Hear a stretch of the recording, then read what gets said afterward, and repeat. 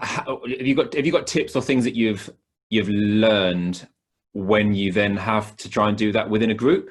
And you've got people, small group, and everybody's got very, very different capabilities and different needs, and they actually maybe need a certain amount of assistance throughout the sessions. How have you managed that? What have been your takeaways? So this has been a challenge amongst various S&C coaches that I'm lucky enough to sort of help and support.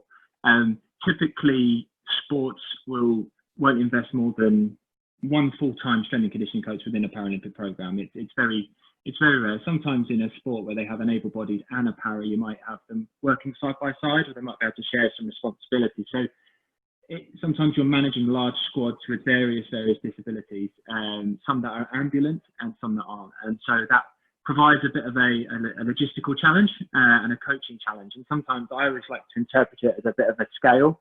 Here you've got like bespoke coaching one-to-one, there's no issues.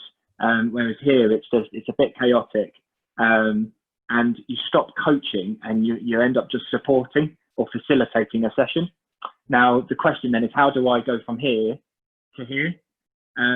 So there are a number of things, a number of solutions that lots of practitioners have come up with as well, not just myself. But the first thing is, do you have to put yourself in that position in the first place? Can you just be better with regards to programming and planning? Can you put a couple of non-ambulant athletes in with different groups and stagger them accordingly so you can give that bespoke coaching expertise that's required?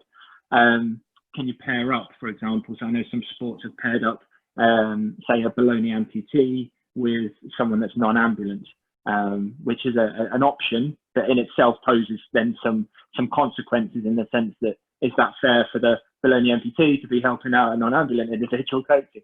And then, of course, you can stagger sessions. I have worked with a certain S&C coach who tends to periodize the amount of individual support. So like within a block or within a week, he'll pick 3 athletes that he'll coach everyone and support everyone, but he'll pick 3 athletes that he kind of, I'm going to give them a bit more individual focus. We're going to focus on specific things